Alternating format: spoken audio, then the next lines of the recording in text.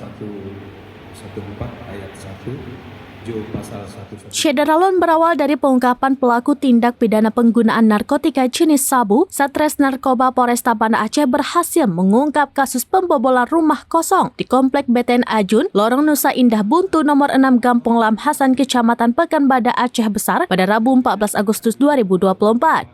Pengungkapan kasus pencurian rumah kosong itu diketahui ketika pihak kepolisian menangkap pelaku penyalahgunaan narkotika berinisial AV 34 tahun warga Darul Imarah. Dari keterangannya, ia melakukan pencurian rumah kosong itu bersama temannya KH 36 tahun warga Lampenurut Darul Imarah.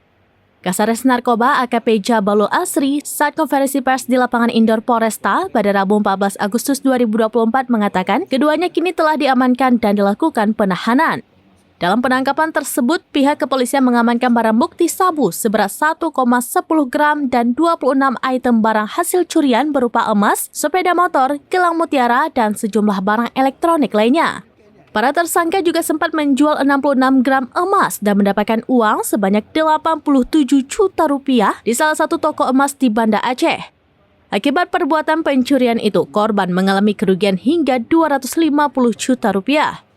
Para tersangka dipersangkakan pasal 114 ayat 1 Junto, pasal 112 ayat 1 Junto, pasal 127 ayat 1 huruf A dari Undang-Undang Nomor 35 Tahun 2009 tentang narkotika dan pasal 363 KUH pidana dengan pencurian dengan pemberatan. Ini lebih kurang yang telah kita lakukan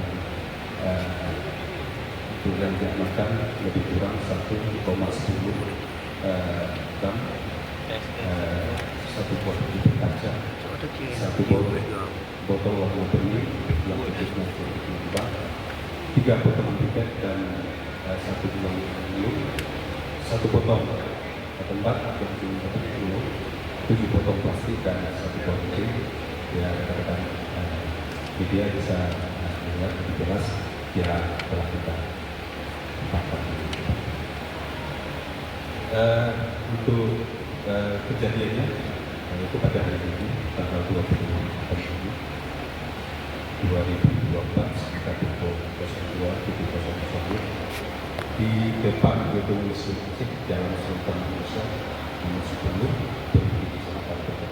Download Tribun X sekarang, menghadirkan lokal menjadi Indonesia.